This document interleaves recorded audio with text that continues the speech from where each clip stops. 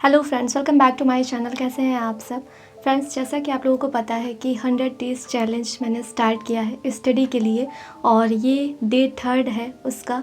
तो आप में से काफ़ी लोग कमेंट कर रहे हैं, मैं देख भी रही हूँ, मैं पढ़ रही हूँ, लेकिन सबका रिप्लाई कर पाना पॉसिबल नहीं है। मैं कोशिश कर रही हूँ कि मैं उस पर वीडियोस बनाऊँ। बहुत सारे ऐसे कमेंट्स आए हैं इंपॉर्टेंट टॉपिक्स को लेकर के कि उन पर वीडियोस बनाऊँ मैं। तो फ्रेंड्स, अभी हिंदी के PYQs की ये सीरीज़ चल रही है, ठीक है, जिसमें 6 टॉपिक हैं, जिसमें से आज तीसरा टॉपिक कंप्लीट हो जाएगा और 3 टॉपिक और कराने के बाद मैं फिर इसके बाद इम्पॉर्टेंट टॉपिक्स पर आऊँगी, जिसमें ज्योग्राफी और करंट अफेयर जैसे टॉपिक्स भी किए जाएंगे।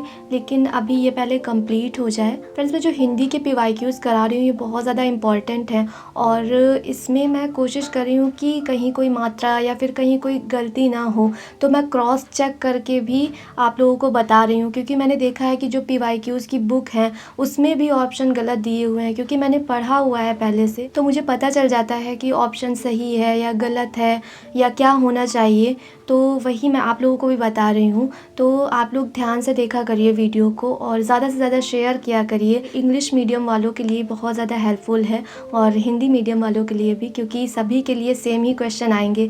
60 ही नंबर का पेपर है, तो ज़्यादा से ज़्यादा वीडियो को शेयर किया करिए। फ्रेंड्स, कई लोग कमेंट कर रहे हैं टारगेट के लिए कि टारगेट दीजिए, तो आज की वीडियो में मैं आपको कल के लिए टारगेट भी दूंगी कि आप कितना और कहां से कंप्लीट करें। और मेरी वीडियो शाम में ही आएंगी, तो आप कल का टॉपिक मेरे वीडियो आने तक कंप्लीट कर लीजिएगा, ताकि नेक्स्ट डे आप फिर से अपना एक नया टारगेट बना सकें, ठीक है। तो आज की वीडियो में जो हम अभी तक PYQs कर रहे हैं उसका 3rd टॉपिक कंप्लीट करेंगे। जिसने पहले 2 टॉपिक्स नहीं देखे हैं वो देख लीजिए, आपकी काफ़ी हेल्प होगी। इसकी लिंक मैं डिस्क्रिप्शन बॉक्स में आपको दे दूँगी। और चलिए आज का स्टार्ट करते हैं और इसके बाद आपको टारगेट मिलेगा, ठीक है। तो वीडियो को पूरा देखिएगा। तो चलिए फ्रेंड्स, देखते हैं आज डे 3 में हमारा टॉपिक वाक्यांश के लिए एक शब्द है। इसमें हम RO ARO के एग्ज़ाम में जो भी क्वेश्चन आए हैं अब तक वो देखेंगे वाक्यांश के लिए एक शब्द टॉपिक से। तो स्टार्ट करते हैं। इसमें पहला क्वेश्चन, हाथी की पीठ पर रखे जाने वाले आसन के लिए कौन सा शब्द प्रयोग कर सकते हैं? हौदा। जिसे प्रमाण द्वारा सिद्ध ना किया जा सके? अप्रमेय। यहाँ कंफ्यूजन होती है, अप्रमेय और अपरिमेय दोनों होता है ऑप्शन में, इसलिए मैंने भी इसको साथ में लिखा है।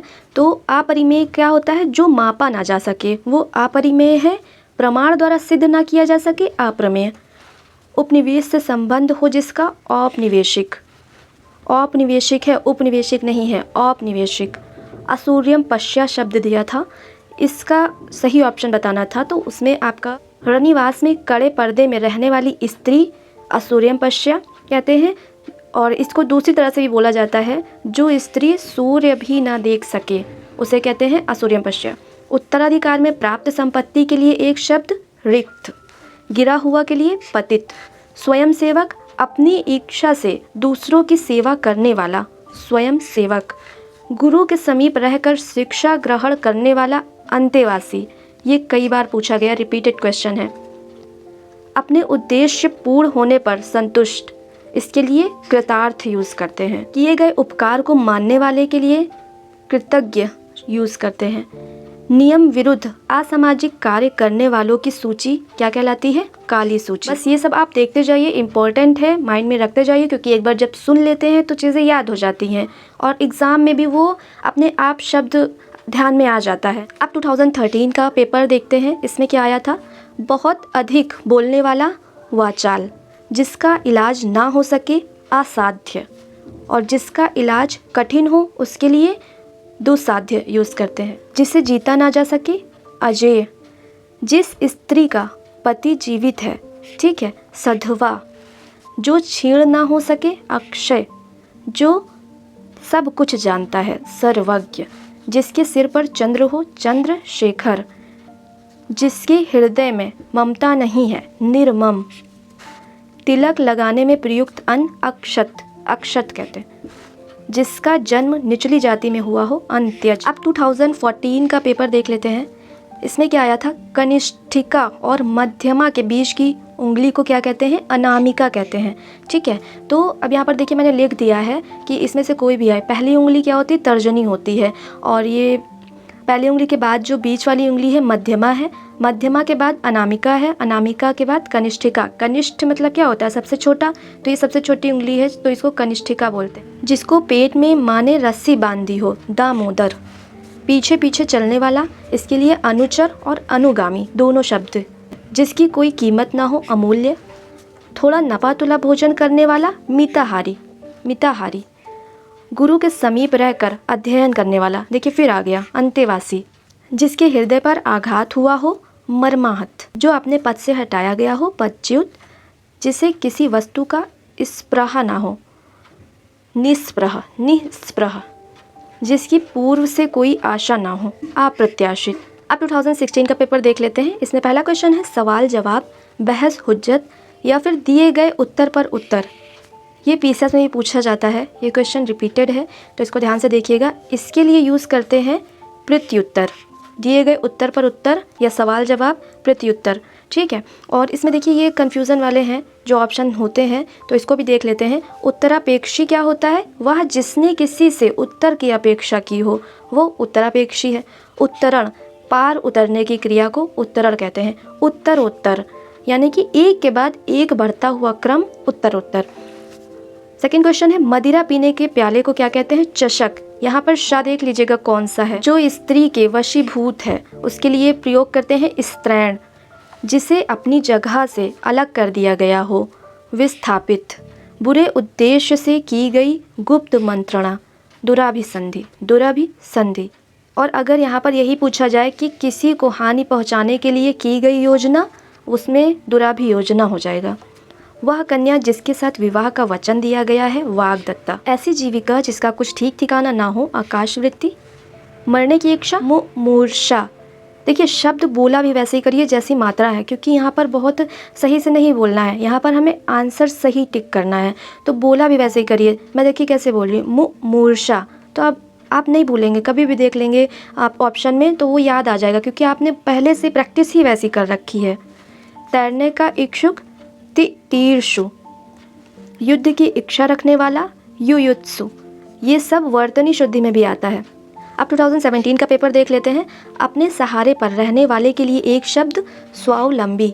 अप्रमेय, अभी मैंने पहले भी आपको बताया है, पहले भी आया है, तो उसमें क्या था? जो प्रमाण से सिद्ध ना हो सके, अप्रमेय, ठीक है। और अपरिमेय आप बताइएगा। किसी पर विजय प्राप्त करने की इच्छा रखने वाला, जिगीषु। जो स्त्री सूर्य भी ना देख सके, फिर देखिए रिपीट हो गया, असूर्यम पश्या। कुछ खास शर्तों पर किसी कार्य को करने का समझौता, संविदा। जिसकी पहले से कोई आशा ना हो, अप्रत्याशित। ये भी रिपीटेड है। राजा द्वारा निकाला गया आधिकारिक आदेश, अध्यादेश। वह स्त्री जिसका पति विदेश गया हो, प्रोषित पतिका। पैर से सिर तक, आपाद मस्तक, बड़ा आ है, ठीक है। अनुचित बात के लिए आग्रह करने वाला, दुराग्रही।